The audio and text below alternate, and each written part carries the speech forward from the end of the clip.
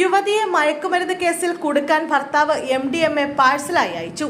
ഭർത്താവുമായുള്ള അഭിപ്രായ വ്യത്യാസത്തെ തുടർന്ന് വേർപിരിഞ്ഞ് താമസിക്കുന്ന ഭാര്യയെ കുടുക്കാനായി യുവാവ് നടത്തിയ ഗൂഢശ്രമം പൊളിഞ്ഞു. കായംകുളത്തിനടുത്താണ് സംഭവം.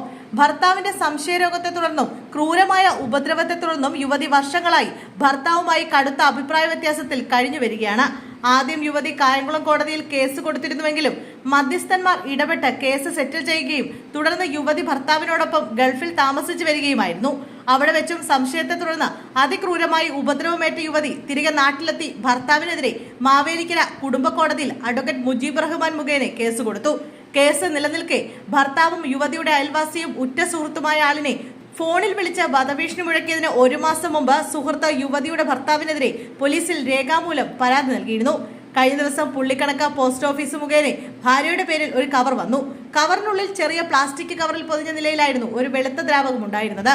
അയച്ചയാളുടെ മേൽവിലാസം കണ്ട് സംശയം തോന്നിയ ഭാര്യയും വീട്ടുകാരും ഉടൻ തന്നെ അയച്ചതായി കാണിച്ചയാളുടെ ഫോണിലേക്ക് വിളിച്ചു നോക്കിയപ്പോൾ താൻ അങ്ങനെ ഒരു കവർ അയച്ചിട്ടില്ല എന്ന മറുപടിയാണ് ലഭിച്ചത്.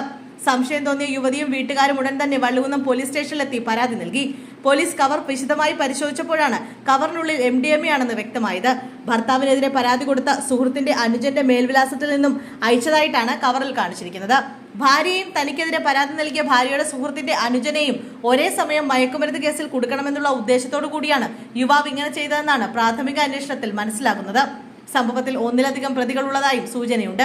മസ്കറ്റിലുള്ള ഭർത്താവ് നാട്ടിലുള്ള സുഹൃത്ത് മുഖേനയാണ് ഇത് അയപ്പിച്ചതെന്നാണ് യുവതി പോലീസിൽ കൊടുത്ത പരാതിയിൽ പറയുന്നത്. തപാൽ മുഖേന മയക്കുമരുന്ന് അയച്ചു കൊടുത്തതിനു ശേഷം പോലീസ് മുഖേന റെയ്ഡ് നടത്തി അറസ്റ്റ് ചെയ്യിപ്പിക്കാനുള്ള ഭർത്താവിന്റെ ഗൂഢശ്രമമാണ് ഇതിലൂടെ പൊളിഞ്ഞത്.